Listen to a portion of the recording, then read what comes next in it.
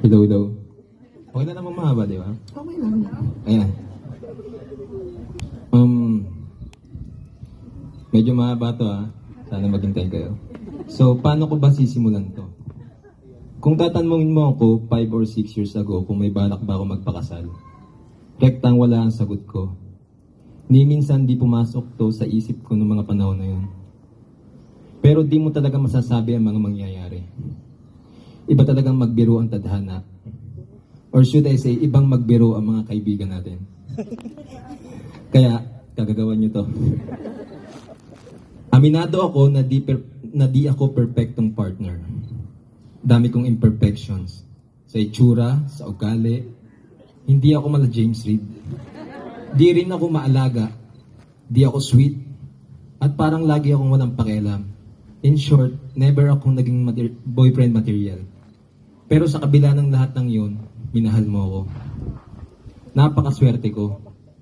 Nakatagpo ako ng kagaya mo. Isa kang high quality pero low maintenance na partner. Sobrang mapagmahal, ma-effort, thoughtful, at maalaga mo. Sa sobrang maalaga mo nga minsan naiinis na ako, pero minsan natatawa din. Yung tipong kakagising ko lang bigla mo na lang akong kukunan ng sugar. O kaya naman, mapayapa lang ako nakaupo, bigla mo akong ibibp. Saya, di ba? Bukod sa mabuti kang partner sa akin, isa kang mabuting kaibigan. Di mo lang siguro alam, pero I always observe you kung paano yung galawan mo. Kung paano ka makisama. And I can say na mahusay ka. Mas mahusay pa sa akin. Isa yan sa mga nagustuhan ko sa'yo. Isa kang brutally honest na tropa na di na nauubos ng chikang marites. Nagsisimula pa lang tayo. Kumbaga sa palabas, per season pa lang. Marami pa tayong pagdadaan ng hirap at sarap. Yung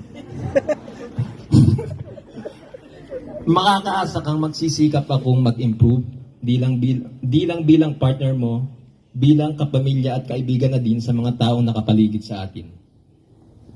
Ikaw ang refleksyon ng pagkalalaki ko. Aalagaan kita sa paraan na alam ko. Alam ko na alam mo na sa panahon ngayon, hindi sapat ang kasal o singsing para tumagal o tumibay ang relasyon.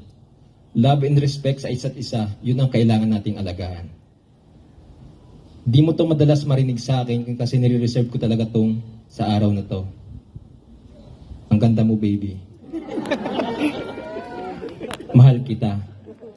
Ikaw lang ang sakalam at sa'yo lang ako kakalembang. Di man ako perfect pero ako yung the best for you. I love you, Chocobo. # the best ka-Amiel para kay Nicole. Galing.